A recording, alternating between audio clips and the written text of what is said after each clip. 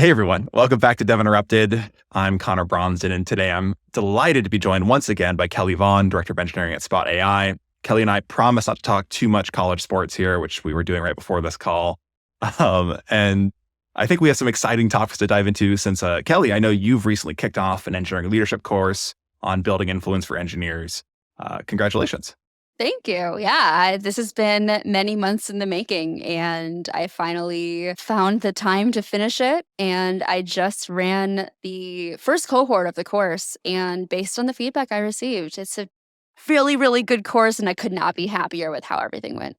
Outside of things taking slightly longer than I expected to, and I added additional 30 minutes to each day for extra time, I would not like the content, nailed it. So happy. Obviously, we can't get all the insights from this course in this kind of conversation, but building influence is such an important topic and not something that everyone thinks about naturally. I know you took these two perspectives, one of the individual engineer, how to approach this, and one of the engineering manager, how to approach this. What's the overview for how both these categories should be thinking about building influence within their organizations and externally? Yeah, that's a good question. So, regardless of whether you hold a managerial role or not in an organization, influence plays out the same way. I believe there are three pillars to building influence, and those are trust, communication, and empowerment. Now, how you take these pillars and really have them play out in your day to day is going to vary based on your role. And it was really cool having such a mixed cohort of experience for the first cohort that I ran for my course. It was about 50-50 ICs, like senior ICs and engineering leaders. And you could see how they're all working towards that same idea of building influence, but in different ways. So, let's take, for example, the first day we talked about building or identifying gaps in your team and helping to fill those gaps. What we are talking about at the beginning is how to basically categorize each of your team members as a high performer, medium performer, or low performer, and then what type of high performer or low performer they are. Because a high performer is going to need a different challenge than a low performer. They're going to need different support than a low performer. And the risks that run from each of these types of team members is going to be different as well. So as an engineering manager, you can use this information to help coach and guide your team. Whereas with lower performers, of course, you might have to manage them out or choose to part ways with them. What you're going to be doing there is different as a manager versus like a senior IC or just an IC in general. And if you are that individual contributor, if you're identifying gaps on your team just based on, how you work with your peers, you can also mentor them as well and even identify where their strengths lie and where you identify yourself in this categorization and how you can learn from your peers too. Part of the relationship building is knowing who you're talking to and knowing how you two can work together. So whether you're a manager or you're an individual contributor, this plays out the same way. And this kind of mapping of the team is a key skill because it identifies opportunities for growth within your team and ways for you to work better with your team as an IC or manager to fill those gaps. What is the mindset or approach that each kind of group of people should be taking as they think through this process? The number one thing you need to remember when you're doing some sort of identification and exercise is people move around in these categories all the time. So somebody who is currently a high performer who moves into a new role, let's say they move from a mid-level to a senior IC and they're taking on more challenge, or you're moving from IC to manager especially, you're no longer going to be that high performer naturally because you're still learning the ropes. If you join a new company, you're not going to join a company immediately as a high performer. You need to figure out the business context. You need to understand the history of the company and what you're doing in order to do your best work. Can you quickly become a high performer? Absolutely. I think the other flip side of this is also we all have things going on in our personal lives. Let's say you're moving. Let's say you have a baby. Let's say, you're going through some kind of traumatic event in your life. You're not going to be continuing to operate as a high performer during that time. So you might move down to be like, okay, I just want to focus on getting my work done, show up to work, do my job, leave at the end of the day, set it aside. That's all I had the energy and time for. And that is absolutely acceptable. But you're not going to be seen as necessarily as a high performer during this time. And there's nothing wrong with that. And so it's important as you're identifying people on your team, think not just their day-to-day, how they're actually doing their work, but what else is going on in their lives, What else is happening in their day-to-day that could be impacting the work that they're doing. When you're working with engineers, it's not just about the code that they're writing and the PRs that they're reviewing and the communication they're having with their team. We are obviously all more than what shows up on Slack or Teams. I've definitely experienced this as a leader where, early in my career as a manager, I had a high performer on my team who came in and frankly onboarded really quickly. The first 9, 12 months, they were crushing it. And then year two, there's some company strategy shifts and I could see them starting to struggle with it, but they never really, kicked back into gear. And I had a one-on-one with them where I asked them just very frankly, like, hey, what's going on? Like, it doesn't seem like you're feeling as aligned with strategy, is that the challenge? What's going on here? And it turned out they were having a personal life crisis and hadn't really felt they had the opportunity to speak up about it. And I think that kind of thing, we underestimate how much impact that is. A lot of us, I think, tend to focus on the work and say, hey, this person isn't performing like they used to a month or two ago or last year. And we forget that life context sometimes. Absolutely. Although you do make a good point on shift in company strategy. And I think this is another really important thing. With engineers, with everybody in a career, at any company, we all are drawn towards different types of companies. I have always been in the startup space. When I worked at CDC, I hated it. It was too big. I didn't really feel like I was adding that much value. Whereas in a smaller company, I know the value I deliver. My husband, on the other hand, he worked at a small startup for a while and he said, never again. Like, I need to be at at least hundreds of users at the company or greater. I say users because he's in IT. And so everyone's a user to him. There's that difference. And let's say you're at a startup and you're growing from 0 to 10, 10 to 100, 100 to 1,000, your strategy is going to change over time. It has to. What got us here today is not going to take us to the next step. But understand that your team may thrive in a smaller, ship it, we'll figure it out environment versus, hey, we now have hundreds of customers, 1,000 customers, and we can no longer take that risk that we could take before on figuring it out as we go. We need to slow down. And some people don't want to slow down. And that's when you often start to see that high performer shift to a medium performer or even a low performer who you expect to be doing a better job. And that's when you have that check-in like you have with this individual here. And you're just like, hey, what's going on? Sometimes it is a personal thing. Sometimes they're just not aligned with the company anymore. And that is absolutely fine. We often say turning a company is awful and people are leaving, obviously something is wrong. But people are always going to be naturally leaving and joining different companies. And we always hear on the leadership side of things, you don't want to hold back your best engineer because you don't want to lose them. If this job is no longer suiting them, help them move on so they can thrive in their career again. The last thing you want is an engineer who's just not happy doing their work. Yeah, because their performance is going to be where you need it to be. There's going to be tension that creates. And I think especially in startups, there's a kind of tour of duty sometimes where someone will have 2 years where they're really performing for you. And then you raise your Series C and you're hitting that next level of scale. And suddenly there's a lot more people on the team. And maybe it's not the right fit anymore. Or maybe the company direction shifts, to your point. Absolutely. And it's really easy for us to kind of make these assumptions where we go around with this person isn't delivering what I need from them. It's probably because this changed. And we have to build enough trust with them and have these frank conversations to say, hey, what's going on? Because if we tend to assume, we're often missing context, whether it's personal or their perspective on what's happening within the company, that may be crucial understanding how to ensure they're getting the most value out of the role and that we're getting the most value out of them as a teammate.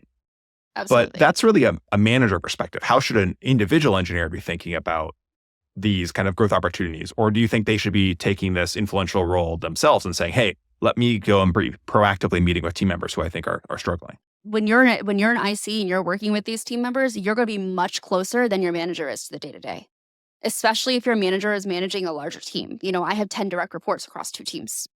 With that, I'm not seeing every single thing that's happening, but if this engineer and this engineer are working together, I know that they're going to be more in tune with the highs and lows of what's actually happening, and I'm not going to be able to catch everything. And so this could be an opportunity for, especially if you've built trust within your team and one of your engineers comes to you and says hey, I had a conversation with so-and-so. I'm a little concerned about their future and how they're feeling at the company. If you haven't seen it, but they have, you can still flag it with your manager and the manager can talk to them. Because if you identify somebody as a flight risk, what are you hoping to do there? Do you want to keep them? Usually the answer is yes, especially if there is an opportunity for them to be happy at the organization. And if they're not, then obviously you can help them transition out of the company. But it's all about building that trust from the very beginning. So what are some of the baseline things that you recommend people do as they're looking to both build influence and build trust so they can leverage that influence better? Be authentic and meet regularly. Honestly, that's really what it comes down to. We all talk about one-on-ones, and I have actually on day one as well. I talk about this in my course as well. One of the biggest mistakes that I see people make with one-on-ones is that they treat it as project updates. And there's so much more to one-on-ones that you can be talking about, and it's one of the best times for you to be building trust and building that relationship with your direct reports. And it's same as an IC. You're talking to these engineers regularly. Go ahead and put 30 minutes on the calendar to just talk about whatever that does have anything to do with your work and what you're actually coding or whatever it happens to be. Meeting regularly, of course, is one part of it. Being authentic is the other part of it. People can always tell when you're going through the motions of pretending you care. You're quote unquote saying the right things, but the actions don't follow the words. And if you're not bringing that level of authenticity to it, people are going to see right through that. It is very slow to build trust with somebody, and it's very fast to break that trust with somebody. I know in one of the first episodes we did together, we talked a lot about one-on-ones, and I think we should revisit that topic in depth sometime. Yeah. Because it's, I think, really shifted over the last couple of years. People have started to think more in depth about them, particularly with some of the challenges we're seeing within tech where layoffs are happening. People are feeling all this stress and this pressure. Oh, yeah. I'd love to revisit that with you sometime in depth, because I think, to your point, it's a really crucial piece of how we approach teams in the modern tech environment. Yeah. And it's also why I strongly encourage people not to cancel one-on-ones unless they absolutely have to, like one of you is out of office or you're taking vacation for the week.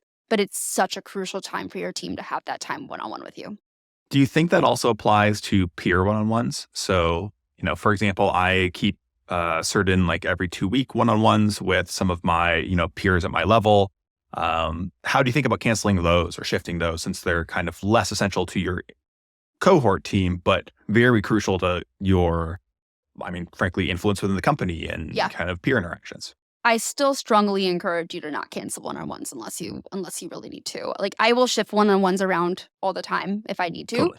I have regular weekly one-on-ones with the other engineering managers at our company. I have regular one-on-ones with all the product managers, even if they're not quote unquote my product manager for my team, because the work we're doing is cross-functional. The work we're doing is always going to be touching somebody else's work, and it's important to be able to stay in sync. And this also goes for some people who I'm not actually actively working with on the day-to-day, but the hardware team, for example, I still meet regularly, every other week with somebody on that team as well, because I just think it's important to know one of the best things as you're building influence and you're building trust within an organization is knowing what's going on.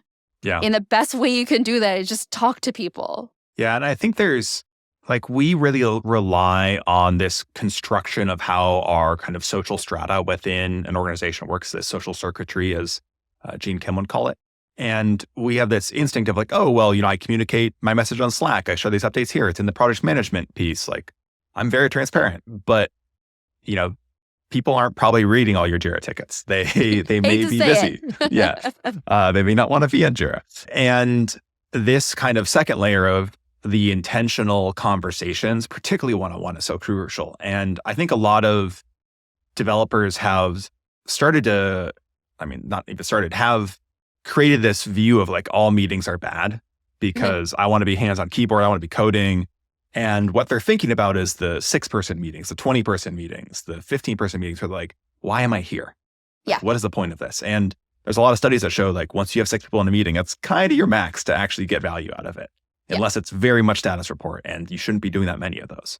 Those should be an occasional company all hands thing. And this is where I love that you're focusing on one-on-ones, saying, hey, how do I directly build connections with individuals? How do I build direct trust with them and give each other time to give context too that we won't get in that Slack update? I may not know that you ran a half marathon this weekend and you're all excited about that and you're training for a full marathon end of this year. Like, that's really exciting. It's great to know that. I wouldn't necessarily get that if I don't talk to you about it one-on-one. Yeah. Also, it's one of those things that I probably just wouldn't be saying again and again on Slack, but it's something that's very important to me. Yep. And this is something that I had multiple conversations about my half with the one-on-ones that I had this week. Totally. And that's something where it's like you're being authentic and transparent, and you're talking to people, and this is just an example, but it's a really crucial part of this build trust situation. And another crucial skill here is feedback. Yes. Both asking for and delivering constructive, actionable feedback. I know it's something you've also highlighted before. How do you think about feedback in the context of this trust building and influence building? Yeah. I mean, think about those 3 pillars: trust, communication, and empowerment. In order to receive feedback, you tend to have some sort of level of trust with them for them to actually take in the feedback and do something with it. And communication is obviously key to delivering that feedback and being able to speak in a confident manner with them. And on the empowerment side of things, have you ever gotten feedback that was just like, "You're doing a great job"? Or on the flip side, it's like, "Yeah, I think that meeting could have gone better." Cool. What do I do with that? Right. And What's the action? Exactly. Like, it has to be actionable. And if it's not actionable, you're disempowering the person on the receiving end from being able to do anything with that. And, we often talk about and I bring this up in my course as well. This is something that Kim Scott talks about in Radical Candor, where you give feedback that is positive and then negative and then positive. And, the feedback sandwich, whatever you want to call it.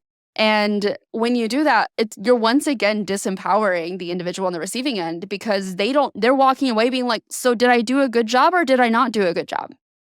And it's very confusing. And so feedback is such a strong way to also build trust with somebody, because it shows them you care about their career. You want them to do a better job.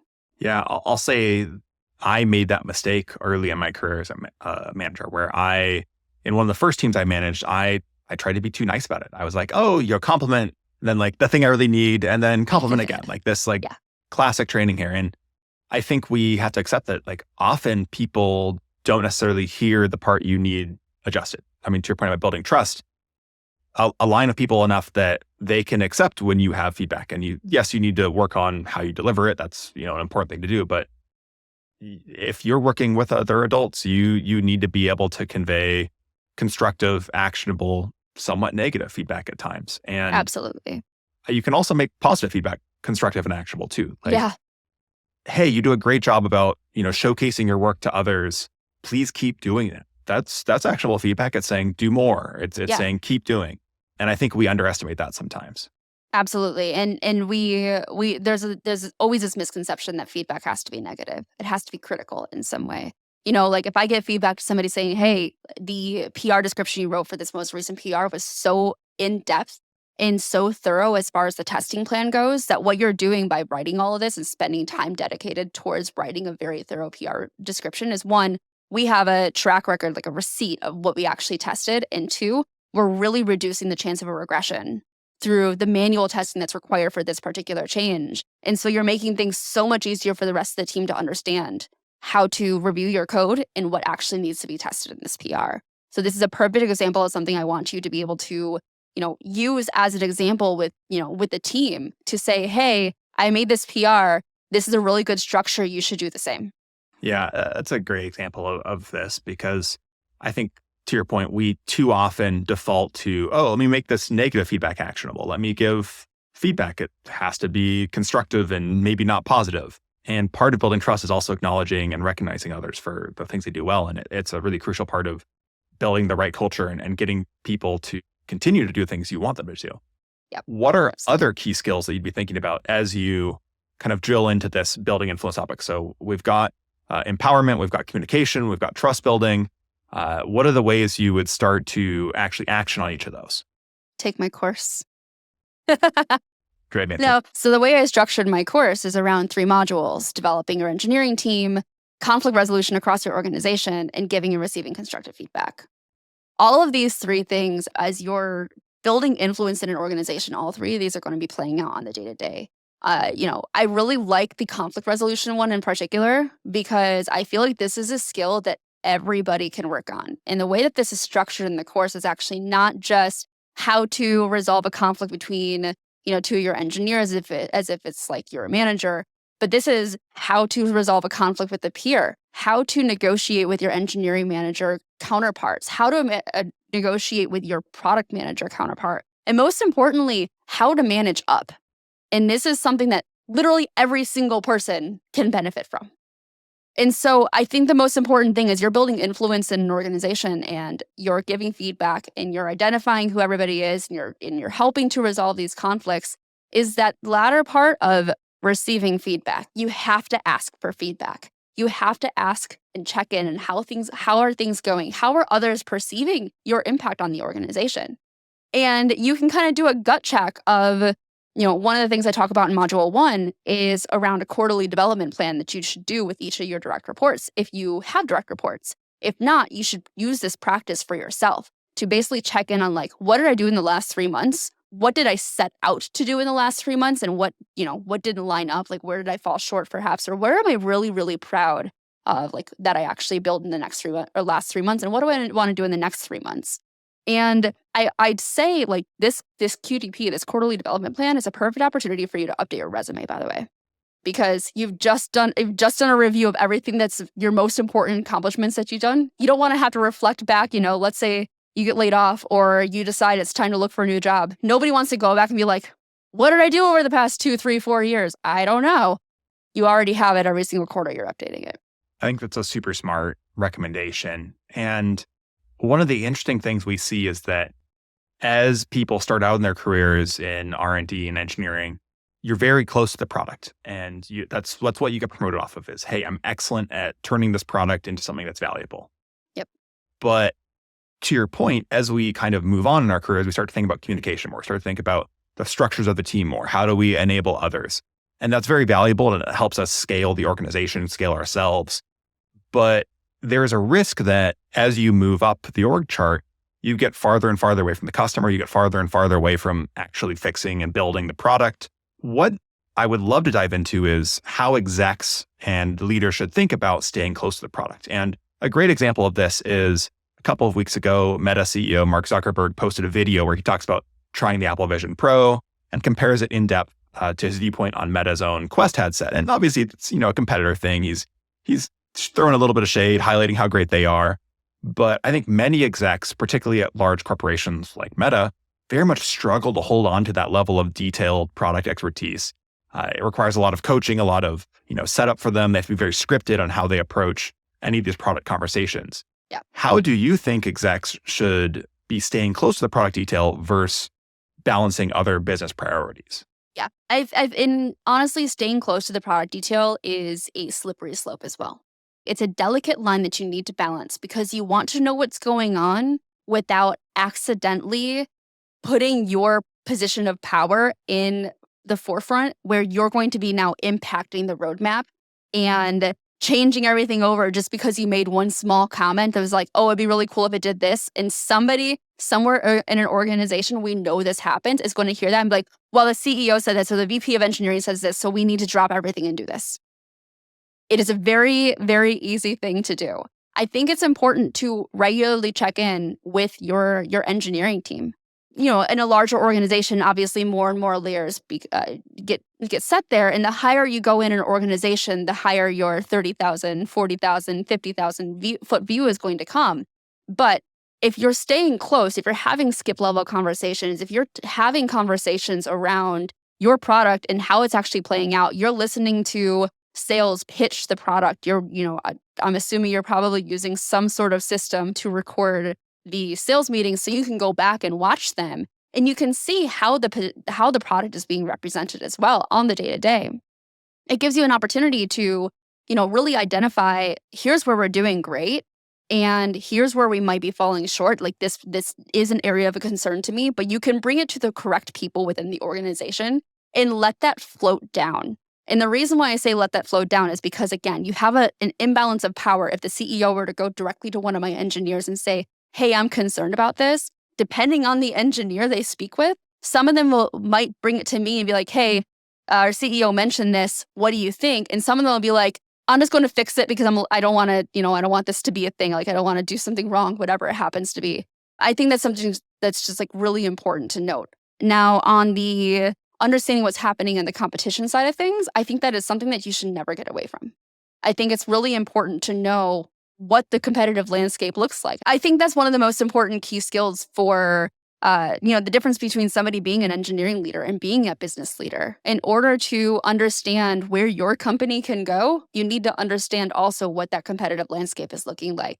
You need to understand what your customers are actually looking for and actually asking for and how they're interacting with your product. But no one product is always going to be stand out as everything else is absolutely awful. This is the one product. That's never going to be the case. Innovation is what drives, new products into the market and drives you to continue to push your own product and improve your own product.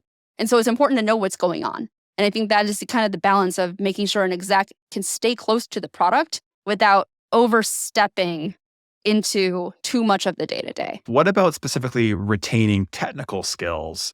Because I think that's something that I know I found as I don't do hands-on coding really these days, is my very bad dev skills are atrophying. How should I be thinking about keeping and maintaining those, since they're obviously a valuable piece of understanding and approaching how we build products today? I think there's a level of accepting that as you move up in an organization, especially in leadership, you're going to get further and further away from the actual code itself. And to me, that is honestly an acceptable thing to do, depending on your role, depending on, what is actually most important for your role. I recently wrote an article on how to stay technically fresh when it's no longer your job to code, as it's no longer my job to code. And I highlighted some particular things that I do to stay technically fresh. And, for me, that is, for one, take a course. Not to call out my own, obviously, but I've been taking a course on Vault, because we use Vault internally. And I'm like, how exactly does this work? Because this is not it hasn't been in my wheelhouse to this point. So let me just do this short, 1 hour, 2 hour course, just to get a general high level understanding of what's happening here. And I at least will pull up VS Code and write some things into the command line, and that's the extent of my coding there. So it's not super deep. I've got a number of side projects I'm working on. I'm building an app for a friend of mine. I have some clients through my consulting gig, still focusing on the Shopify side of things on e-commerce that I continue to work with. So I'm still writing code, but not for my day-to-day job. If you have time to do this, obviously, that is important. If you don't have time to do it, it's harder to kind of build that out. Within the organization, within the day-to-day, I will review pull requests for sure. And I will look at the code and I will say, and I think what's most important is the further up you go, if you don't have that much time to review the code, pick a pull request, look at it. And if you don't understand what's going on, ask the engineer hey, explain this to me. I think that's perfectly fine to do as well, because as you move up, you're not going to be spending so much of your time focusing on what came out in the newest release of React that we're now using. Or, you're not going to know the deep intricacies necessarily if it's no longer your job to know that. But it could be beneficial for you to understand what's happening under the hood should your manager come and say, what did this change actually bring? What are we spending our time working on here? Love it. And since we started this conversation with, referencing Meta and the Vision Pro versus Meta Quest debate here as an example, I'd love to just get a fun take from you. Do you think the Vision Pro will succeed? What do you think is going to happen with AR/VR? I think we've been trying to figure out AR/VR for quite some time, and we're going to continue to try to figure out AR/VR for quite some time. So you reflect back on the Google glasses. They're a lot smaller than the Vision Pro, and to me, the Vision Pro is too big. Also, I have a tiny head, so that also contributes to it, and I don't really like the idea of something massive just being in front of my face. I also have a control thing that we don't have to unpack. That's for therapy. I think we're still figuring things out. I think the Vision Pro is an important step forward, but it is by no means endgame for AR/VR. What's your take? I think it's a good strategic direction for Apple to kind of hone in there and start fighting Meta more in that space. It's interesting to now see them finally cutting off their electric car effort. I was just going to say that. Yeah, this is a Yeah. perfect example of focusing your efforts on what's actually going to move the needle for the business, because Yeah. building your own car is not. I think the other one that we're all waiting to see is Apple's made a ton of acquisitions in the AI space. What's their play going to be on AI? Yep. And it feels like they're saying, okay, like, we're deep in hardware. We're going to add AR, VR because of that. And we're going to probably do something on the AI here soon. What's that going to be? Those will need to be combined to be very powerful in the future. And I also agree with you. Like, I'm not going to get one until I can have a slim down something wearable.